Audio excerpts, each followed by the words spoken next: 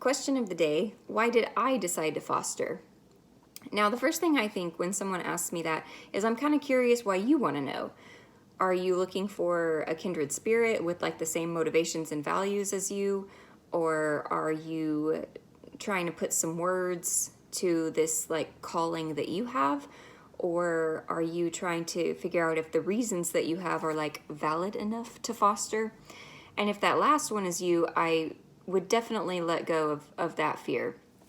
Because there definitely are a handful of reasons that are bad reasons to foster, like fostering for the money, or if you have some kind of weird savior complex.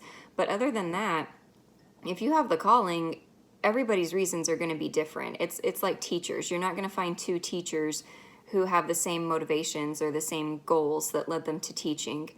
We all have our own values and experiences that shaped us and led us to this path. So this is really a situation where there's not really wrong answers.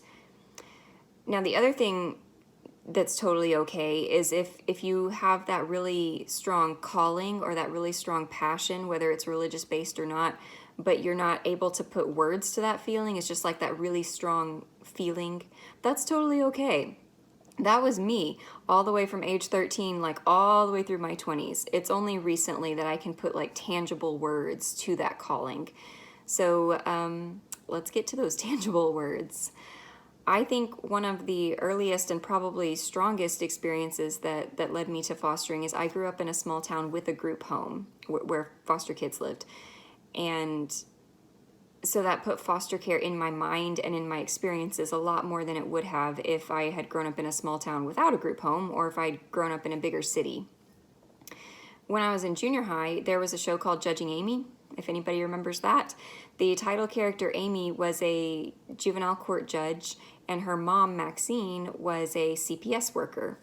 And this show was totally unlike anything out there in the media at the time as far as foster care.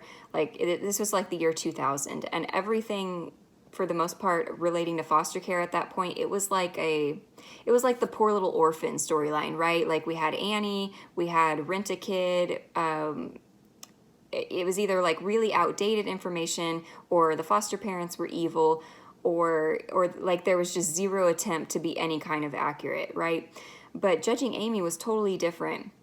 And besides that, foster care wasn't like the topic of the week in that show. That was the show. And it was way ahead of its time. Like some of the topics they covered were like age out statistics, where they talked about how many kids become instantly homeless after aging out of foster care. And they talked about the foster care to sex trafficking pipeline. There was an episode where one girl who had been lured into sex trafficking was like trying to lure other girls in her group home into sex trafficking. And those are things like we just now see in headlines 20 years later, and Judging Amy was covering them back in the year 2000. So, I mean, it was a phenomenal show. And I'm certain it wasn't 100% accurate, but you really felt like you were getting a good glimpse into the foster care system, at what foster care looks like, and foster parents' experiences, foster kids' experiences, CPS experiences. And although it might be kind of silly, media representation matters. And that show is a huge reason I am a foster parent today. So it is what it is. Another reason I have always wanted to foster is it's better for the planet.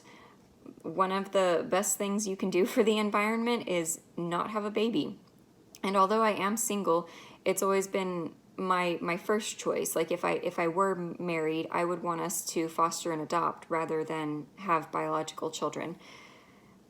And I know this isn't everybody's mindset, but kind of along those lines, it's sort of, I have this sort of thought of like, why would I have babies when there's kids who need homes? There are kids sleeping in CPS offices. Probably right now as I make this video, there are kids sleeping in CPS offices across this state.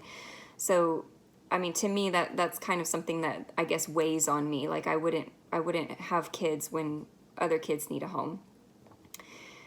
And lastly, I think it would be really interesting to look at the Myers-Briggs personality types and see what types kind of gravitate toward fostering, because I'm a Hufflepuff, and I am an INFJ on the Myers-Briggs personality type. And that personality type, if you look it up, is called the advocate, which is really neat. I think it's very fitting. But if you want somebody to compare me to, I'm like Anna Bates on Downton Abbey, if you need a fictional character to kind of relate me to. But what's important to us is quality of life issues, and so that kind of goes back to the kids sleeping in offices thing. Like that it's just really important to us that everybody is getting to live a good life, and I see it as going both ways. Like I hope I can give a foster child a good life, and I mean they would improve my life by being in my life. So I mean I think that's neat. And the other part of being an INFJ, and you'll see this, Anna does this on Downton Abbey, is we do gravitate towards people who we kind of see are being unseen or unheard, and sort of make sure that they have a voice and they have connections and feel valuable as well. And if that's not foster kids, you know, I don't know who I mean, that's foster kids definitely. So I guess it just really fits with my personality type, which again, whatever, it is what it is. But the best thing you can do if you need an answer and somebody's asking you why you want to foster, I mean, put it right back on them and say, why not me? I think that's even the tagline, like for the Texas Adoption Resource Exchange, right? Like, why not you, or why not me, whatever it is. So if you have the calling, answer it.